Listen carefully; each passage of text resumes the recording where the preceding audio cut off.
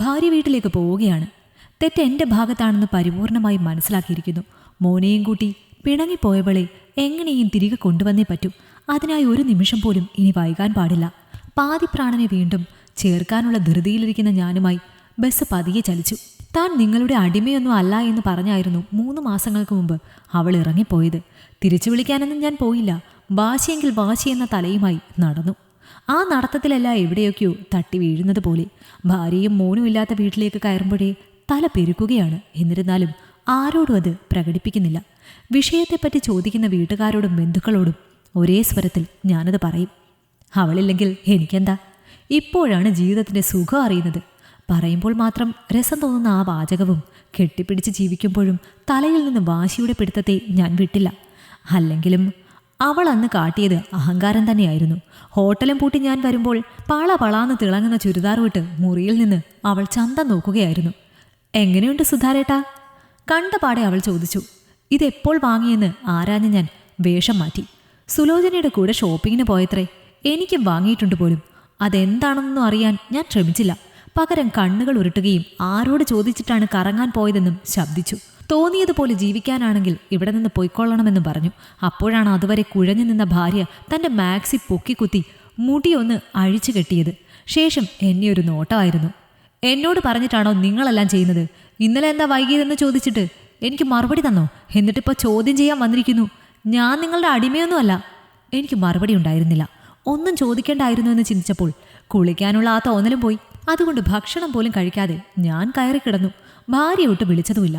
പിറ്റേന്ന് നേരം പുലർന്നപ്പോൾ മോനുമായി അവൾ പോയിരുന്നു. ഇനി ഇങ്ങോട്ട് വരുന്നില്ല എന്ന് പറഞ്ഞിട്ടാണ് പോലും അവൾ പോയത്. ഒരു കുടുംബം കൊണ്ടുപോകാൻ അറിയാത്ത പോങ്ങനാണ് ഞാനെന്നും അമ്മ പറഞ്ഞിരുന്നു. അവളില്ലെങ്കിൽ എനിക്കെന്താ? ഒറ്റയ്ക്ക് ജീവിക്കാൻ എനിക്കറിയാം. ആ വാശിയിലായിരുന്നു പിന്നീട് ജീവിതം സഞ്ചരിച്ചത്. കൂടെ വേണമെന്ന് ഏറെ ആഗ്രഹിക്കുന്ന മനുഷ്യർ വിട്ടുപോകുമ്പോൾ മനസ്സിൽ നിരന്തരം കൊട്ടുകിട്ടുന്നത് പോലെയാണ്. ആരൊക്കെ പോയാലും തനിക്കൊരു കുഴപ്പമില്ലെന്ന് പറയുന്ന അത്തരം മനസ്സുകളോളം ലോലരായി ഈ ലോകത്ത് ആരുമില്ല.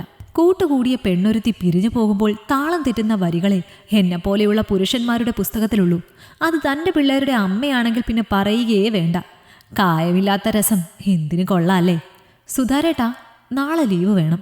തിരക്കില്ലാത്ത നേരം നോക്കി കൗണ്ടറിലിരിക്കുന്ന എൻ്റെ അടുത്തേക്ക് വന്ന് പതിയെയാണ് പ്രകാശനത് ചോദിച്ചത്. ഹോട്ടലിലെ പ്രധാന പണിക്കാരനായ അവൻ കാട്ടിയ സൗമ്യതയൊന്നും ഞാൻ പ്രകടിപ്പിച്ചില്ല. നിനക്ക് ലീവും ഇല്ല കോപ്പും ഇല്ലെന്ന് പറഞ്ഞ് ഞാൻ ഒച്ച വെച്ചു. പഴംപൊരിയും കടിച്ച് ഇരിക്കുന്നുണ്ടായ ഒരാൾ ഞെട്ടി എഴുന്നേൽക്കുകയും വീണ്ടും ഇരിക്കുകയും ചെയ്യുന്നത് കണ്ടപ്പോഴാണ് എനിക്ക് പരിസരബോധം ഉണ്ടാകുന്നത്. അതല്ല സുധാരേട്ടാ, വീട്ടിലെ ചെറിയ പറ്റില്ലെന്ന് പറഞ്ഞാൽ പറ്റില്ലെന്ന് തന്നെയാണ് മൊഴിഞ്ഞത്. ഞാൻ കൈ കെട്ടിയിരുന്നു. കൂടെ മുഖവും തിരിച്ചു. പ്രകാശൻ കൂടുതലൊന്നും പറയാതെ അകത്തേക്കും പോയി. മനുഷ്യൻ ഇവിടെ ഒരു സമാധാനവും ഇല്ലാതെ കറങ്ങുമ്പോഴാണ് അവൻ്റെ ഒരു ലീവെന്നും പിറുപിറുത്ത് ഞാൻ എൻ്റെ ഇരുത്തവും തുടർന്നു. അല്പനേരത്തിനുള്ളിൽ പ്രകാശൻ വീണ്ടും വരികയായിരുന്നു. പണിവേഷമൊക്കെ മാറ്റിയ കവർ കക്ഷത്തുണ്ട്. നീ ഇതെന്ത് ഭാവിച്ചാണ് പ്രകാശ എന്ന് ചോദിക്കും മുമ്പേ അവൻ സംസാരിച്ചു തുടങ്ങിയിരുന്നു. താൻ ആരാണെന്നാണോ വിചാരിക്കുന്നത്? ഇവിടുത്തെ പണി എനിക്ക് വേണ്ടടോ. ഞാൻ നിന്റെ അടിമയൊന്നുമല്ല എന്നും പറഞ്ഞ് പ്രകാശൻ പോകുന്നത് നോക്കിയിരിക്കാനേ എനിക്ക് സാധിച്ചുള്ളൂ. തലയിൽ ആകെ ഒരു മൂളക്കം പോലെ. അവൻ പറഞ്ഞത് വീണ്ടും വീണ്ടും ഞാൻ കേട്ടു. അതേ ശബ്ദം, ഭാര്യയുടെ അതേ സ്വരം. മുമ്പിലൊരു കണ്ണാടി ഇല്ലാതിരുന്നിട്ടും എല്ലായിടത്തും ഉടമയാകാൻ ശ്രമിക്കുന്ന എന്നെയൊന്ന് ഞാൻ വ്യക്തമായി കണ്ടു. എന്നെയും മോനെയും കരുതലോടെ നോക്കിയ ഭാര്യയുടെ പ്രാധാന്യം ഒരു ശമ്പളക്കാരൻ പറയാതെ പറഞ്ഞതുപോലെ പ്രകാശനോട് കാട്ടിയതിലും ക്രൂരമായിട്ടല്ലേ എൻ്റെ സ്നേഹവും പരിഗണനയും മാത്രം ആഗ്രഹിക്കുന്ന അവളോട് ഞാൻ പെരുമാറിയതെന്ന് ആരോ പറയുന്നത് പോലെ. മനുഷ്യരാണ്. സ്നേഹം തോന്നുന്നവരെയെല്ലാം തന്നിൽ പിടിച്ചുകെട്ടാനുള്ള പ്രവണത മിക്കവരും കാട്ടും. ബന്ധങ്ങളെല്ലാം തനിക്ക് നിയന്ത്രിക്കാനുള്ള ജീവിതങ്ങളാണെന്ന് ഇത്തരക്കാർ കരുതിയിരിക്കുന്നത്. തിരിച്ചറിഞ്ഞ സ്ഥിതിക്ക് ഇനി ആ ഭാവം എന്നിൽ വേണ്ട. ഭാര്യയെ തിരിച്ചു കൊണ്ടുപാടാ മരമണ്ടായെന്നും പറഞ്ഞ് ആ നേരമാണ് തലയ്ക്ക് പിടിച്ചിരുന്ന വാശി ഒഴിഞ്ഞു പോകുന്നത്. ബസ് നിന്നു. ഓട്ടോ പിടിച്ച് ഭാര്യയുടെ വീട്ടിലേക്ക് യാത്രയുമായി. വീടിനു മുന്നിലുള്ള നിരത്തിൽ തൊഴിലുറപ്പ് പെണ്ണുങ്ങൾ കാട് തെളിക്കുന്നുണ്ടായിരുന്നു. ഓട്ടോ കാശും കൊടുത്ത് ഞാൻ മുറ്റത്തേക്ക് നടന്നു. സുധാകര, പ്രശ്നം ഉണ്ടാക്കരുത്. ഓളെയും പിള്ളേരും ഇനി എൻ്റെ ഒപ്പം അയക്കുന്നില്ല. അങ്ങനെ പറയാൻ വേണ്ടി കുപ്പായൊന്നും ഇടാതെ വയറും ചൊറിഞ്ഞുകൊണ്ട് അമ്മായിയപ്പം മുറ്റത്ത് തന്നെ ഉണ്ടായിരുന്നു. എനിക്ക് അങ്ങേരുടെ മുഖത്ത് നോക്കി തമാശ പറയല്ലേ അച്ഛാ എന്ന് പറയാനാണ് തോന്നിയത്. ഞാനത് മൊഴിയുകയും ചെയ്തു. കൂടെ കുപ്പായം ഇടാത്തതുകൊണ്ട് അങ്ങേരുടെ പൊക്കിളിൽ വിരല് തൊട്ട് ഇക്കിളിയാക്കുകയും ചെയ്തു. ഗൗരവം കടിച്ചു നിന്ന അമ്മായിയപ്പൻ ആസൂത്രത്തിൽ വീണെന്ന് പറഞ്ഞാൽ മതിയല്ലോ. ആള് ചിരിക്കുകയും തൻ്റെ വയറും വലിച്ചു മാറി നിൽക്കുകയും ചെയ്തു. ആ തക്കത്തിന് ഞാൻ അകത്തേക്ക് കയറി. മോനെ, പ്രശ്നം ഉണ്ടാക്കരുത്. ഓൾക്ക് എൻ്റെ ഒപ്പം വരാൻ ഇഷ്ടമല്ല. എന്നും പറഞ്ഞ് അടുക്കളയിൽ നിന്നാണെന്ന് തോന്നുന്നു അമ്മായിയമ്മ വന്നത്. ഞാൻ അവരെ അടിമുടി നോക്കി. ശേഷം നിങ്ങളാകെ കോലം കെട്ട് പോയല്ലോന്നേ അർത്ഥത്തിൽ താടിക്ക് കൈവച്ച് അമ്മായിയമ്മയ്ക്ക് എൻ്റെ ഭാവം പിടുത്തം കിട്ടിയില്ല. ഞാൻ വ്യക്തമാക്കി, ഇത് എന്ത് കോലാണമ്മേ?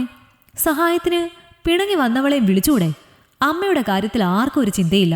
ആകെ ക്ഷീണിച്ചല്ലേ എന്ന നെടുവീർപ്പോടെ അമ്മ അങ്ങനെ നിന്നു. ഒപ്പം കുപ്പായം ഇടാതെ റോഡിൽ പണിയെടുക്കുന്ന തൊഴിലുറപ്പുകാർക്ക് ശരീരം കാണിച്ച് പുറത്തു നിൽക്കുന്ന അച്ഛൻ്റെ കാര്യം കൂടി ഞാൻ പറഞ്ഞു. അത് കേട്ടപ്പോൾ നിങ്ങൾക്കിത് എന്തിൻ്റെ സൂക്കേടാ മനുഷ്യായെന്നും പറഞ്ഞ് അമ്മായിയമ്മ പുറത്തേക്ക് പോയി. ആ നേരത്ത് ഞാൻ എൻ്റെ ഭാര്യയുടെ മുറിയിലേക്ക് നടന്നു. മോൻ സ്കൂളിൽ നിന്ന് വന്നില്ലേ? ഓൻ വരുമ്പോഴേക്കും പെട്ടെന്ന് റെഡിയാകും. കൊളുത്തിടാത്ത കതക് തുറന്നപ്പോൾ തന്നെ ഞാൻ അങ്ങനെ പറഞ്ഞു.